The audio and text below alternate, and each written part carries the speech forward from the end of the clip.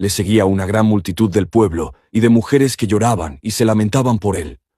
Estas mujeres, con sus lágrimas, expresaban un dolor genuino ante la injusticia y el sufrimiento. Su lamento era un eco de la humanidad que aún conservaba la capacidad de sentir. Su presencia añade una capa de profunda tristeza y humanidad al relato. Pero Jesús, volviéndose hacia ellas, dijo: «Hijas de Jerusalén, no lloréis por mí, sino llorad por vosotras mismas y por vuestros hijos». Estas palabras son un mensaje profético y una lección de prioridades. Jesús, en su propio dolor, pensaba en el futuro y en las consecuencias de los actos humanos.